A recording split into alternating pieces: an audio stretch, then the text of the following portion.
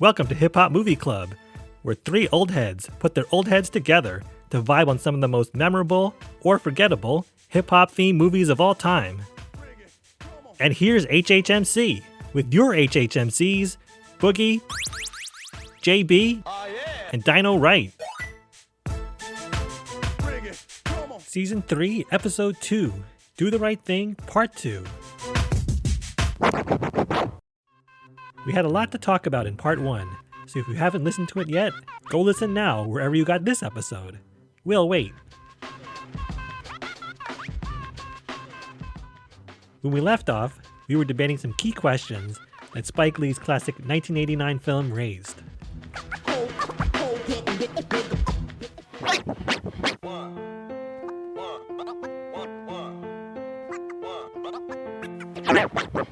Final debate type question. This might seem a little outlandish, but do you think there's any possibility that Mookie could continue any form of relationship with Sal after all the events that occurred? And you saw how it ended. He came back for his money. Mookie came back for his money. He said, "You owe me his money. How much are you?" $250. Sal crumbles up the $100 bills, throws it at him nastily, shouting, "Oh, he's rich now," and cursing left and right. They have an exchange there. But do you think they could have any type of relationship after what happened? What do you think? That's a tough one. Yeah. Because initially, off the top of my head, I'm like, no, it's a done deal. There's no going back. Yeah, I don't think that they could, even if Mookie went back to even apologize. Like, Sal is very rigid. Like, he's old school rigid. And like, he's like the type of person that will hold a grudge. I don't think that even if Mookie apologized, I don't think Sal would get over it. And even if he tried, you got the son, Pino, that would kind of just egg it to the point where, even if Sal even tried to consider it, it wouldn't happen. I think it's done. Yeah. What do you think, Donna? Right? I was frankly surprised they even talked to each other at the end of the movie. Right. I wasn't expecting that. I thought, most people think the movie would have ended with the riot, but I forget who wrote this in a review. But the thing that Spike Lee does is to actually go through the rest of it and doesn't just leave it there, because there is the next day. But I just don't think Mookie would stand for it. I don't think Sal would take him back either.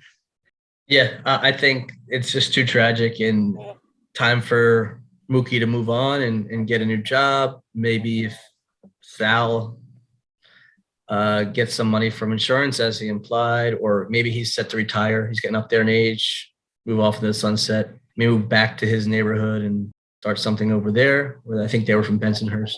Yeah, I don't think so. You never know. Maybe you fast forward down the years. Maybe Sal becomes ill in his final days. Maybe he reaches out to Mookie, or Mookie is shows up for his funeral or something like that. I could see something like that, but I don't think they'd have any type of relationship. Yeah, I agree. Yeah. I mean, they worked together for over 2 years, but again, it's a hostile environment. It's not, it was kind of it was a sort of a father-son relationship, super dysfunctional though. Yeah, super dysfunctional. Other things that I want to point out, did you know there's a lot of fun trivia here?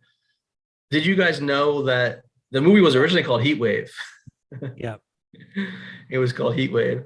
Yeah. And the character of Smiley was not originally in the script. Was it Roger Gwenber? Yeah, Roger Gwenber. Roger G. Smith. Yeah. Roger Smith, right? So I was watching, and they were he would just show up at the set every day, and he was kind of saying, telling Spike, "I want to be this character." He starts playing the role, and he convinced him, and he was an integral part. I mean, he's the one that, for those listening, he was the one with a disability, and he was stuttering a lot, selling pictures of Malcolm X and Martin Luther King Jr. for a couple bucks. He kept bugging people to buy it. He got involved in the scene, the fight scene and the riot. He's the one that literally set the pizzeria on fire. He lit the match. Yeah. And then he ends up posting up the picture on the wall.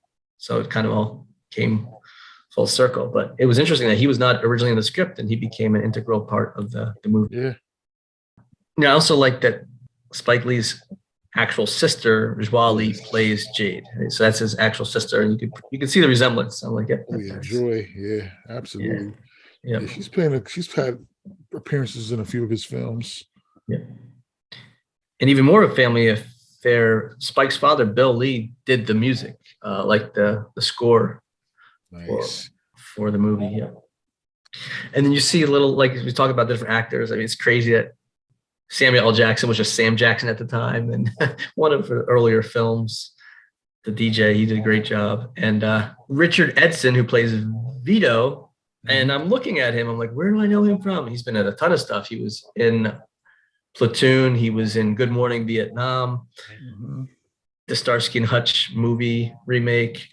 But what was funny to me is, and I'm like, oh yeah, he was the crazy valet driver from Ferris Bueller's Day Off that took Cameron's dad's car for a joyride. I'm like, that's him. Yes. That cut scene in that movie where they see the car like flying in the air still makes me laugh. Oh man. Classic scene right there. Yes. And I dug more into Richard Edson. Donora, did you know he was the original drummer for Sonic Youth? I didn't know that.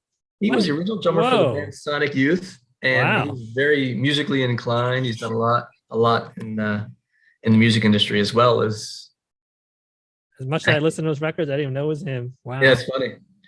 I don't know at what point. I don't know if he was there before they, went a little bit commercial or not, but he original drummer.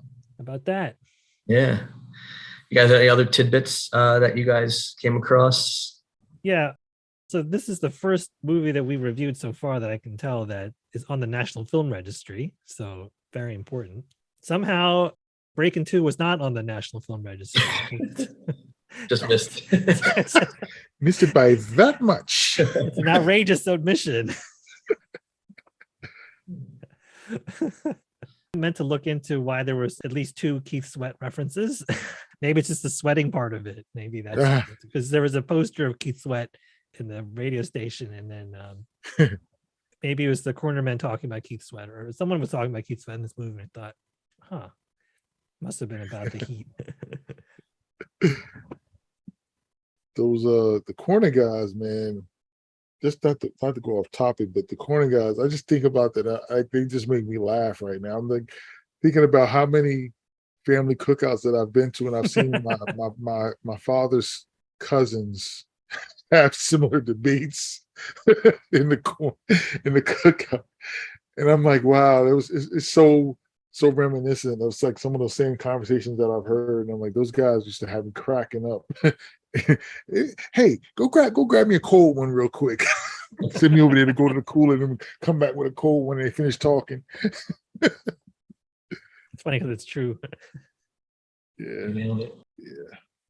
What I also saw was in one of these extra scenes, there's the one scene where Bugging Out gets his Air Jordans run over by the bicyclist.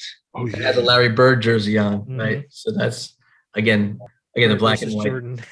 Right there, right? Bird versus Jordan, and the Celtics are one of the hated rivals of the Knicks. And he's like, "Man, I live here." They're going back and forth, and the guy that played that bicyclist, he just lived on the block, and he just happened to be coming home, and he had a bicycle in his car, and it kind of worked.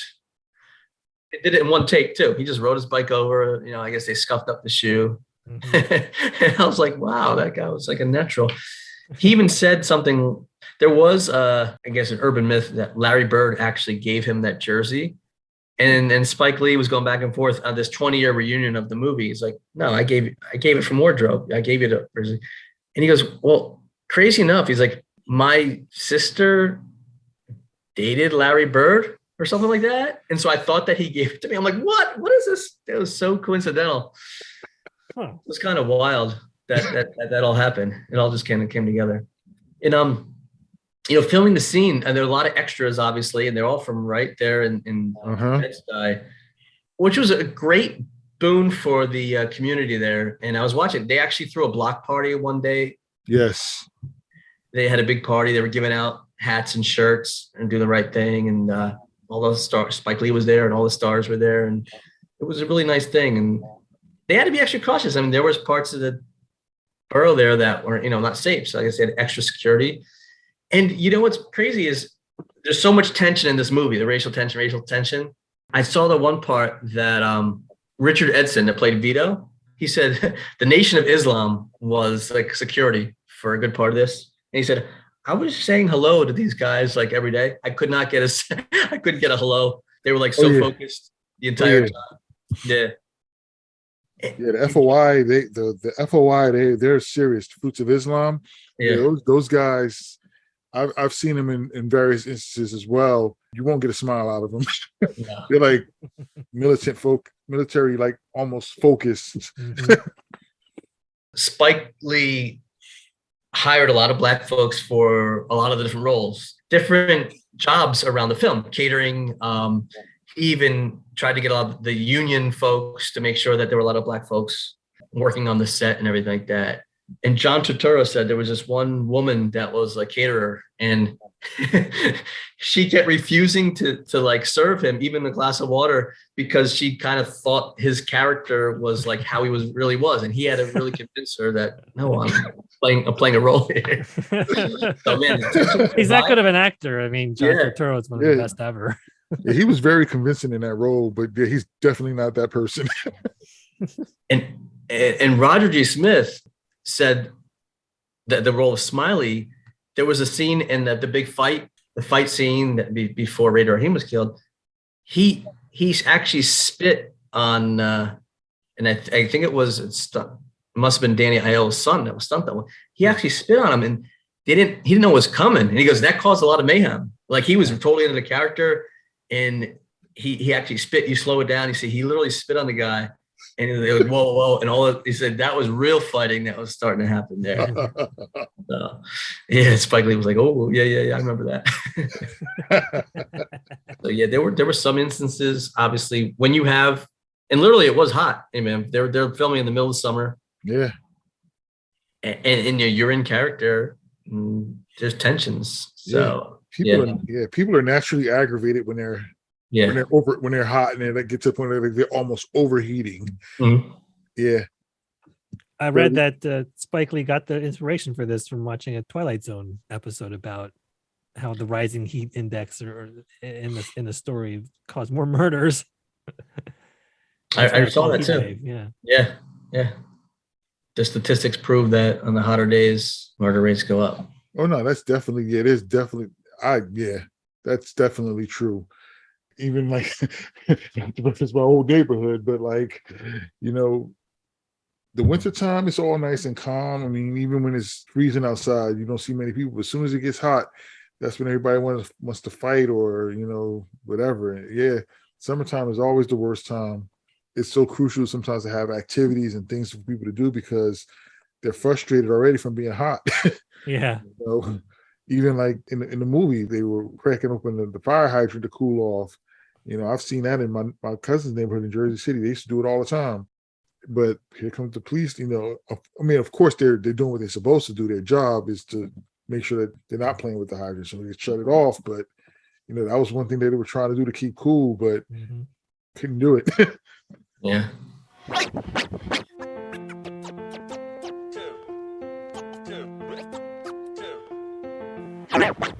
So overall, I mean, did you enjoy the music? Primarily, it was really a lot of Fight the Power over and over again. But any other music catch your ear? I mean, like I know the score itself has a lot of jazzy type undertones to them. So I always like how Spike scores with the jazzy undertones. So it's very soothing and relaxing. There was a reggae song, something like You Can't Stand the Heat, when they were showing, I think, Rosie putting her face in the water and going down. There's something from Guy. There's something from the songs that play were good. Yeah, there was good. There was good soundtrack. They did bring in Branford Marsalis to do some of the music as well. Yeah, that's my man right there. So what were some of the things that you guys maybe disliked? I know that we kind of hinted on a few things. Dynamite, you said something about like just Radio Raheem's character in general. Yeah, but aside from that, this is something read about in some of the reviews that Rosie Perez was very uncomfortable doing that nude scene, and so she felt kind of exploitative. And other people have had the criticism that there aren't enough women in this story, even though Mother Sister's there and Jade is part of the story and Tina is part of the story. I think I see the point from a filmmaker's perspective, but that was something like, yeah, she says that they don't show her face in that one scene with when she's naked because she's crying in that. I thought, is that really worth it then? Right. You don't need to have your actress doing this. Mhm. You can do this other ways. I mean, not that Spike Lee has forgotten more about film than I'll ever know, but it just seems like that was a little unnecessary. Yeah. Sometimes we can get a double Yeah. Yeah. Or even not even do it. I mean, or not do it. seemed Right. gratuitous. Right. I mean, like I said, I love the music. I almost wish they would have showed a little bit more of the depth of Public Enemy. I mean, Fight the Power was an amazing anthem. Maybe they could have put a track or two on Radio Raheem's box from like It Takes a Nation of Millions to Hold Us Back. Something like Bring the Noise or, one of those songs or Countdown to Armageddon or, something like that. Just kind of give it a little bit more depth because it got a little bit tiresome. Just to kind of hear that over and over again. I mean, even they did play few different like remix cuts and stuff, but still it's like same song. like Right. like Radio Raheem at the single of Fight the Power. That was it. Yeah. I got one tape. What? For real. That's all I got. I didn't like the scene with Ahmed going off on the mayor, like just flat out cussing him out. You're drunk, cursing, and I'm like, I mean, I know it happens, but again, I guess it's just people riled up with emotions. But yeah, it was uncomfortable for me to see, along with Raheem, like you said, Boogie, with the way he spoke to the Korean convenience store folks. Right. Yeah, I think like I hinted on this when we were talking pre-recording. Like, I think it's not even necessarily that I dislike, but I think that one thing about the movie is the language is very harsh, so it kind of limits the audience. You have to really go into it with an open mind, because if you don't, some of the language might turn you off and you might miss the message of what Spike was trying to convey. And like I said, it's not necessarily a dislike, it's more so an observation per se, but he definitely kept it raw. Yeah, there was the one scene where they're just throwing out every racial epithet that could be derogatory towards blacks, towards Italians, coupled towards Koreans, towards Jews. It was just like throwing it all out there, and you're taken aback by it. And we discussed a little bit pre-recording too, where at first you're like, how do I react to that? It's just so mind-blowing. But again, Spike Lee has a way of like I said, it's kind of like the elephant in the room. People call it all these nasty things. People use it in the vernacular, unfortunately, and throw it out there on the table. These are names. This is what you guys are saying. This is what you guys are saying. And then words have consequences and they're hurtful. Right. Yeah. So, yeah. Yep. It kind of goes back to like, it was one of the things that we mentioned when we were talking about Star Wars. We were talking about Star Wars. We were talking about how in the community, you have a bit of everybody there, and they're all in the same environment. Everybody's kind of dealing with the same struggle, the same situation, and then compounded with the heat wave on top of it. But you're all there together.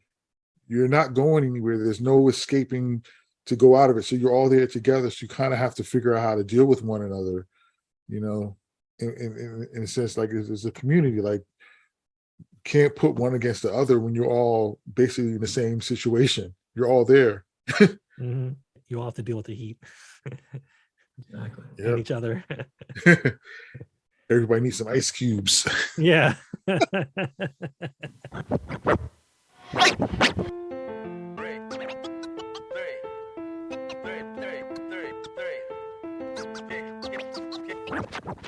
I guess it's time now to wrap it up and do our regular rating. And I think this is no brainer here, but Go around the room here. Bring that funky flick back. Bring that funky flick back, or leave it in the vault. What do you say, Boogie? Bring that funky flick back. Very poignant, very relevant. Easily can make this today. Same situations exist in that movie that are existing right now. So by all means, bring that funky flick back. Done all right? Bring that funky flick back. It could have been made yesterday. Yeah. It's so relevant and fresh now as it was in 1989. Not all this is a good thing. We're still dealing with these racial tensions and all that. Yeah, definitely bring that funky flick back. It's all-time classic. It's very thought-provoking. It's poignant, relevant, and again, I almost think it should be like required watching for a lot of folks. Yeah, because again, it brings these topics out to the table, deep-seated racism and the unfortunate consequences it can have. Did you mention on recording that you had Ethan watch this with you? Yeah. So my son did watch it with me. He's 17, and kind of to Boogie's point, it's like, unfortunately, like you got to wait till they're a certain age because to hear that language and to see some of that. But yeah, he thought it was an excellent movie, and we've been talking about it for a few days now since then, because I kind of just was, what do you think about this? We like kind of the debate topics we have, and we've been going back and forth. Like I'm asking him, do you think Sal was a racist? And he kind of wavered back and forth. And he's like, no, I don't think so. And I'm like, well, what about this? What about that? And I kind of make him think, yeah, you know what? He really was. Where does Pino get it from? You know, stuff like that. What, you know, we went through the different topics. So to the point where my wife's kind of tired of hearing about the movie. We're talking about this movie? Like, yes, we are, because it's awesome. So yeah, I mean, Spike's a genius. He did an amazing job. Yeah. It's amazing. He was 32 when he made this film. This was his third film. When I was 32, I wasn't making anything important. Yeah. He used a lot of the same cast from School Days, which he had done just prior. Ossie Davis was in that. A lot of other guys were in that as well. Yeah, Giancarlo Esposito was Dean Big Brother Almighty, which is actually my name, and which is actually what Siri calls me on my phone.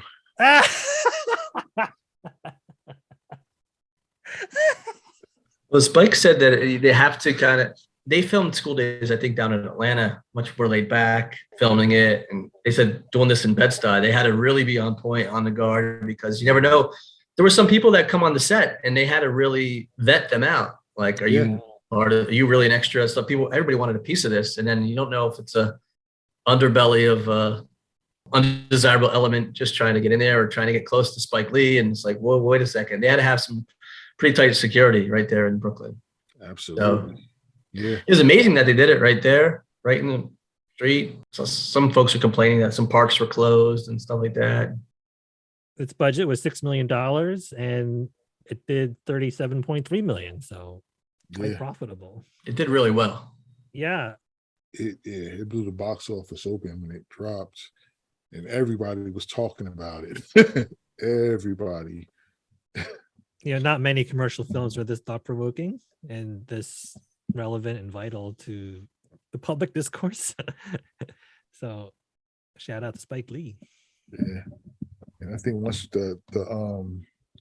once Public Enemy dropped the video Fight the Power, it really took off. It really did. A really great video too. Yeah. Hey, it's super. Everything was revolutionary about it. You haven't seen that type of racism portrayed, and then the police brutality. Even the Public Enemy song, I mean, flat out declaring that Elvis and John Wayne were racists. Very controversial at the time. Again, thought-provoking. Yeah. I love the line, most of my heroes don't appear on no stamps. I mean, it wasn't, I don't even know at what point in history first Black person appeared on a stamp, but it was way, way overdue. I mean, the fact that MLK Day didn't start until 1986. Right, after heavy petitioning too. As an observed holiday. And it's like, why did that take so long? You know, there's so many things where Black culture is playing catch up. Juneteenth just finally becoming a recognized holiday as well. And it's literally existed since slavery was abolished, Right. and it just really got recognized as a national holiday. Yeah, even the whole premise about why it was celebrated is like, wow, But yeah, you're right. Definitely playing catch up. I just read that Spike Lee directed the videos for Fight the Power. I don't know if I knew that. Mhm. And Jermaine Dupri was in it. Yeah. I now have to go back and look and find him. Yeah, it's a great video though. Great video. I think for many years though, I know they used to do the top hip hop songs of all time. Mhm. And Fight the Power for a while had a stretch where they would come in at number one, the number one hip hop song of all time, just because of the relevancy of the song and what it stood for at the time. It was just so impactful to the culture, and it would always come in at number one. I forgot who used to do the countdown. I don't remember if it was MTV or VH1, but one of them used to do the countdown, and it would always come in at number one. It's not for making you want to get up and really dance. It's just kind of like, wow. No, you don't want Not to a- dance. You want to march. You it was not a wanna party take to the anthem. streets. It's not like Can't Do Nothing For You, Man. From House Party.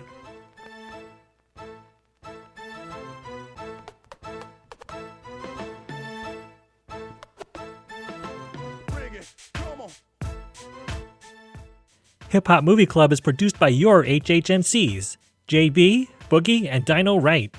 Theme music by Boogie. Special thanks as always to Susan, Towanda, and Alice. Check us out on TikTok and Instagram at Hip Hop Movie Club.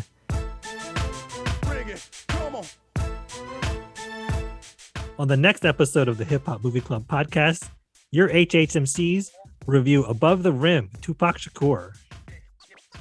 It drops in 2 weeks. Subscribe today in your favorite podcast app and you won't miss it.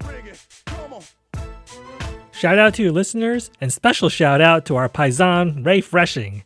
Thanks for your support and that sweet 5-star review. Thanks for tuning in. Remember, don't hate, liberate.